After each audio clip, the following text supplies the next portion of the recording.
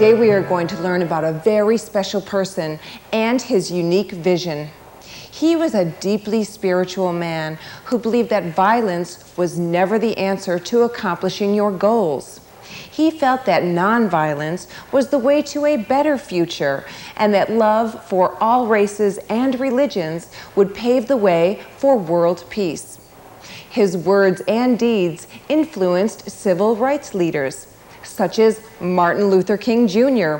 and Nelson Mandela. He was considered a saint by some and an obstacle by others. But by preaching and practicing passive resistance, he was able to win the freedom of his native country of India. His name was Mohandas K. Gandhi, and this is his story. Mohandas Karamchand Gandhi was born on October 2nd, 1869, the youngest of 4 children, in the town of Porbandar in the country of India. This was his first home.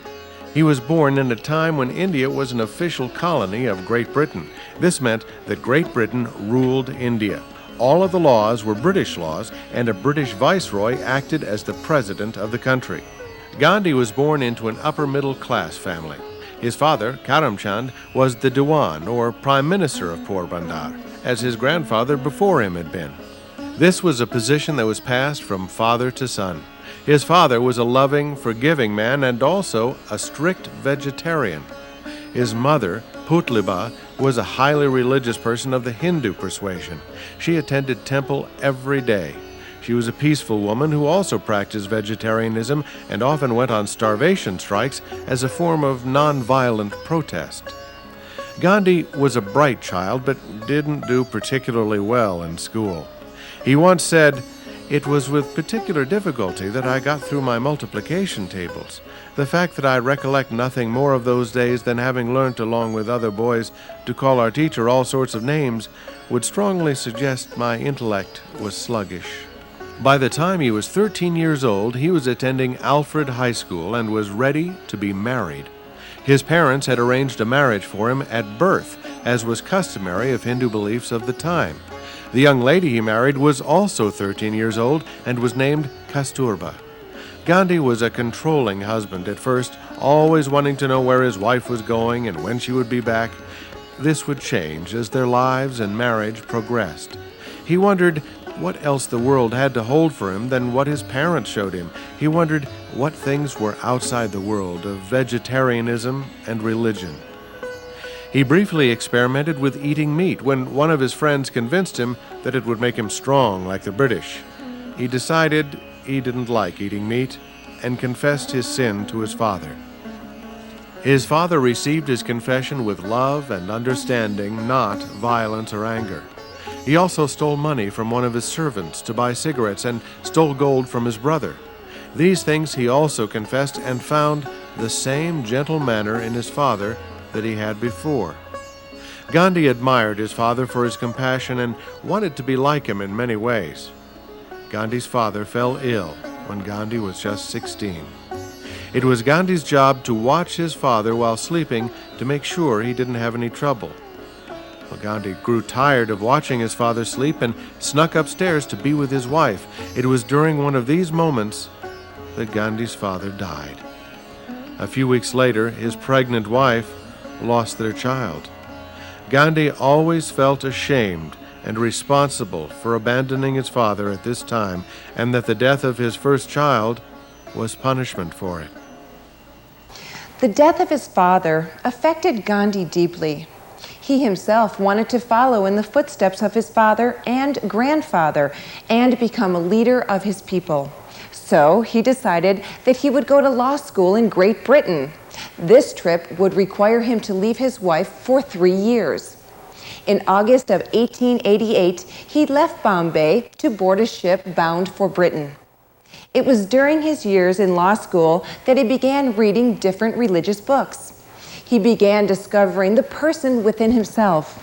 His thoughts began to shape a view of the world in which all people were equal and free, a world united in peace, love, and truth. When Gandhi first arrived in Great Britain, he tried to fit in by wearing proper suits and speaking English, but he always preserved some of his own culture beneath his shiny new clothes. He became a member of the Vegetarian Society of Great Britain and wrote for the Vegetarian Society Journal. His new interest in different religions and culture systems caused him to relinquish his strong devotion to Hindu beliefs and accept that he was a member of no particular religion. Gandhi graduated law school with more knowledge of the world and how it worked than he did about law. In 1891, he moved back to his hometown, only to discover that his mother had died only a few weeks before his arrival home. He tried to practice law in India, but found it difficult to get ahead there. His first son was born in October of 1892. Feeling that he couldn't succeed in India, he took a case in Johannesburg, South Africa. The new ideas Gandhi formed in Great Britain began to solidify in South Africa as Gandhi went through several eye-opening experiences. Upon his arrival in Durban, South Africa, he was given a first-class ticket on the train to go to his first case in Pretoria. Once he was seated on the train, he was asked by the conductor to move into a baggage car to ride. He was physically forced out of first class because he was an Indian. In the eyes of the South Africans, Indians were a lower class of people. He was placed in a cold room overnight for his refusal to move, and his luggage was locked up. In his autobiography, years later, he recalled the incident, saying, "The hardship to which I was subjected was superficial, only a symptom of the deep disease of color prejudice." Gandhi quickly realized that Indians in South Africa were being oppressed and treated unfairly. There were over 90,000 Indians in South Africa at the time, all of which had little or no rights. It didn't take long for him to become outraged over Indian conditions in South Africa, and he soon began fighting for their rights. He became a leader of the South African Indian community and encouraged freedom and equality for all. This was the beginning of South Africa's Indians battling for their rights and equality. Gandhi directed the Indians to protest in a non-violent manner, to get their point across with protests and rallies, not attacks and bombings. In doing so, he developed a full belief that non-violent protest was the only way to achieve peace. In an effort to make a non-violent statement, he organized petitions for Indian rights and newspaper publicity against anti-Indian laws. He distributed pamphlets and brochures across South Africa, Great Britain, and India. He was instrumental in setting up the Natal Indian Congress. They peacefully protested for Indian rights in South Africa. Gandhi wished to return to his home for a while and be with his wife, Kasturba, and be with the Indian people, helping them to win freedom from repression and racism. By the time Gandhi arrived back in India, he was excited to begin leading his own people in peaceful progress. He wanted to liberate India from Britain and gain independence for all his people. He immediately began to publicize Indian injustices and spread the news of self-empowerment and self-reliance. While in India for 6 months, he created a flurry of Indian support. He soon took his wife and 2 sons aboard a steamer for South Africa. When this steamer arrived, the Indians on board were not allowed to exit onto shore. They were forced to stay on board for weeks. Gandhi commented on the people he was being held by, saying, "I have no anger against them. I'm only sorry for their ignorance and narrowness." When Gandhi finally was allowed on shore, he was attacked by a mob of South Africans that didn't want him or Indians in general to come into their country. The angry mob chanted to hang him from a sour apple tree. Gandhi did not let the incident bring him down. He used the event as a sort of bargaining tool with the Natal Congress to get a law passed that allowed for equal voting rights for all British citizens, and this included the Indians. This had been one of Gandhi's main goals all along. Gandhi began to see that he must act as an individual who was reliant only upon himself. His example would become the standard for many Indians. In 1889, a war broke out in South Africa between Boer settlers and Great Britain. This war obligated all British citizens to help in the war effort. This included the Indians of the British Empire. Gandhi despised war and was unwilling to serve as a soldier. Instead, he joined a special unit, a peaceful group of Indian men called the Indian Ambulance Corps. This was a dedicated group of men who carried wounded soldiers to safety. Gandhi was later awarded a medal for his service in the war. In 1903, Gandhi started a South African magazine for Indians called Indian Opinion. This paper was written in English and in 3 Indian languages, including Gandhi's native tongue. The magazine provided information about Indian political rights and goals, as well as sanitary and dietary advice. Gandhi used the success of the magazine to set up a communal farm called an ashram to run the magazine from. This was Gandhi's first ashram, but it would not be his last. It was called the Phoenix Ashram. He decided to take the Hindu vow called brahmacharya, which was a pledge to cast off wealth, sex, anger, hatred, and to speak softly. Gandhi gave up all this and opened his arms to all people. He vowed to treat his family no different than anyone else. He vowed to lead through example. The South African government soon proposed a law called the Asiatic Registration Bill. This bill would force all Indians and Chinese to register and be fingerprinted with the local government. It also required them to carry papers at all times to prove they had done so. If they didn't, it would result in imprisonment.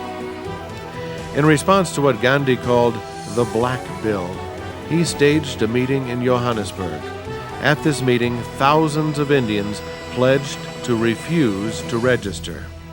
They pledged that they would face jail, beatings, and even death in this refusal. Most of them certainly would come to experience all of these things.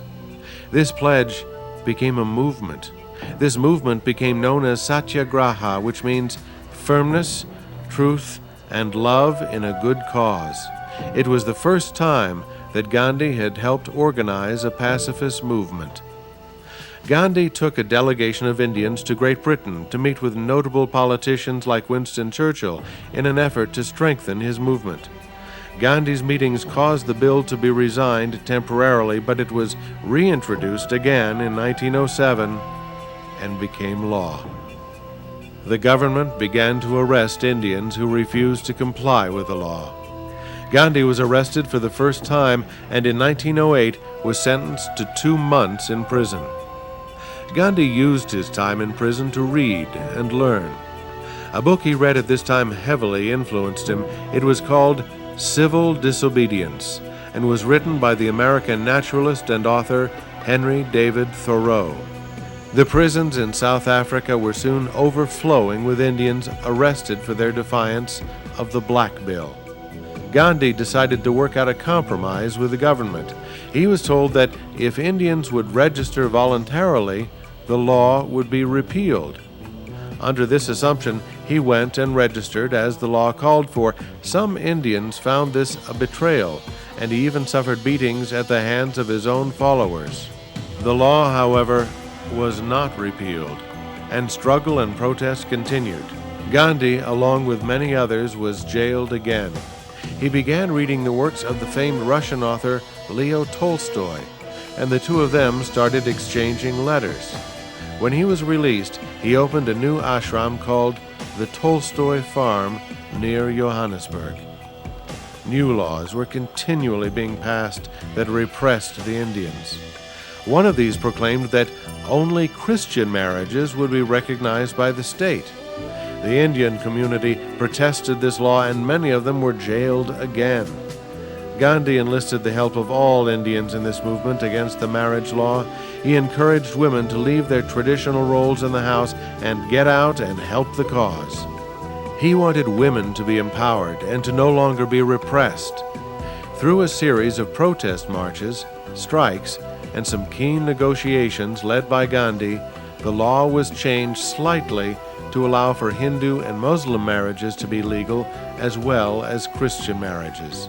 Gandhi proved for the first time that his form of pacifist protest worked. Gandhi had learned that peaceful means could be used to unite all people and to reach political goals. He soon returned to India. Unfortunately, he found that things in his native country were just as bad as they were in South Africa. Most of his people were peasants, and their rights were continually being stripped away. Gandhi returned home to a general atmosphere of disgust for British rule. In 1915, he founded the Satyagraha Ashram. Much the same as his other ashrams, it was a place where people of all faiths, creeds, and social classes could come and live communally in peace. He rapidly spread his message throughout India. In 1919, in response to oppressive laws, Gandhi organized a huge strike and march in Bombay. The entire country marched in their respective hometowns. Huge crowds swelled the streets of the cities of India. In one town, Amritsar, people gathered in this small square. British military forces opened fire upon these unarmed citizens. 379 people were killed and over 1,000 were injured. Indians were outraged across India, and revenge was the first thought of most of them. Gandhi urged that revenge was not the answer. The answer lay in peaceful protest. Gandhi used the incident to unite all classes and religions of Indians under one cause, the pursuit of freedom. All of India was soon rallying around him. For years to come, he led many revolts and protests and was jailed repeatedly. New British laws preventing Indian home rule caused Gandhi to prompt a nationwide strike. This strike resulted in many deaths and violence. Gandhi felt people were missing the point of Satyagraha. He would punish himself by fasting. In 1920, Gandhi formed the All India Home Rule League. This organization strove for equality and freedom. He also became leader of the Indian National Congress.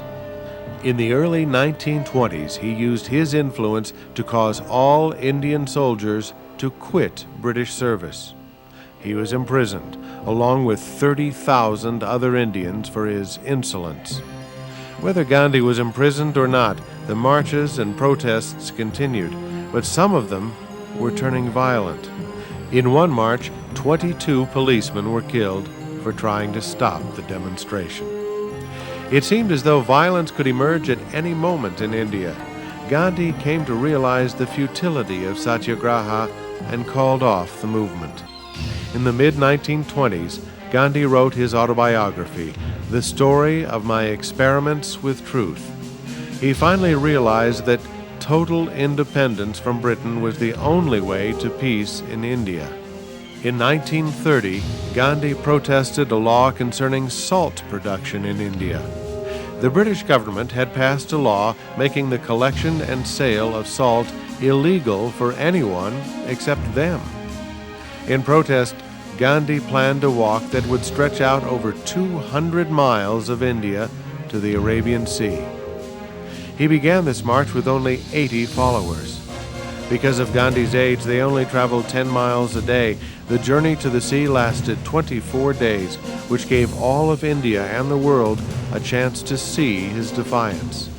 By the time he reached the sea, he had gathered thousands of followers. He picked up some salt from the shore and proclaimed that it was a symbol of his defiance of the British government rule. This was in clear defiance of the law. He encouraged others to do the same. This event would become known as the Salt March. This act was intended as a sign for all Indians to do the same. This march marked the dawn of Gandhi's new anti-violence movement. Over 100,000 Indians were arrested after this for following his lead. Because of the brave protest of countless Indians, the law was reluctantly repealed. In 1931, Gandhi went to Great Britain to attend the Round Table Conference. This was a political meeting concerning the rights of India. In Great Britain, he stayed in the poorest hostels in the worst parts of town. He met with textile mill workers and gained their favor. He was even invited to tea at Buckingham Palace. He wore his hand-spun clothing to this meeting, and when asked later about it, said that the king was wearing enough clothes for both of them. After the conference, Gandhi returned to India and was almost immediately imprisoned, along with 30,000 other Indians. He soon came to understand that India's people must be united. All social and class borders must be broken down. He once fasted for the rights of India's second-class Hindus, known as the untouchables, to worship in the same temples as the wealthier Hindus. He succeeded in this, and all classes of Hindus were united in temples, around dinner tables, and all over India. Gandhi spent most of the 1930s traveling around India, speaking to the people, helping his ever-increasing group of followers to purify themselves and then work on the rest of the world. Huge prayer meetings were common at which Gandhi spoke on subjects such as healthcare, reorganization, building of small businesses, and land ownership. In 1939, World War II broke out across Europe. Gandhi urged Indian people not to take part in the violence of war. As a result, many Indians were arrested and imprisoned for their defiance. In 1942, Gandhi started a new campaign aimed at Indian independence and uniting all religions together. He was soon imprisoned again and, in protest, fasted nearly to death. A few years later, in 1944, Gandhi's wife, Kasturba, passed away while in prison. He was completely distraught with his wife's death. It was during this terrible time in his own life that India was falling into more terrible times of her own. Strained relations by the Hindus and Muslims of India compounded the sorrows that arose in Gandhi's own life. The trouble between these two religious sects was escalating in the light of the newfound Indian self-reliance and the hope that India might one day be free. Throughout India, the Muslims and Hindus began to square off, and the Muslims demanded that they be given their own country. This country would be named Pakistan. Gandhi was sad to see his homeland suffer such divisions. He taught unity, but the people were not unified. He was still not swayed from his pursuit of Indian independence. Despite widespread controversy, the last Viceroy of India, Lord Mountbatten, declared Pakistan its own country in 1947. In this same year, India won its independence from Great Britain through peaceful, non-violent methods. On August 15, 1947, India was finally free. Yet the violence between Muslims and Hindus continued. Gandhi, who was living in Calcutta, declared again that he would fast to death if the violence did not stop. He wanted the Muslims and Hindus united in peace. The message that Gandhi preached of nonviolence was slowly being lost for the moment, but not forever. On January 30th, 1948, Gandhi was assassinated while walking to his daily prayer meeting in the garden of Birla House. A Hindu fanatic approached him in a crowd, bowed to him, and shot him 3 times until he was dead. India grieved for Gandhi. Never had it needed his leadership more. His presence had left them, but his message would endure. Gandhi had succeeded in freeing India and its people without the use of violence or oppression. An elaborate funeral was held. Gandhi's body was visited by thousands of Indians. His few possessions were gathered together. In the Hindu tradition, these objects would be burned along with the body of Gandhi in a huge funeral pyre. His ashes were then led in a procession to the water, where they were taken by boat out into the sea and scattered upon the waves. Gandhi's life was a tribute to what he believed to be the only ideals acceptable to human beings.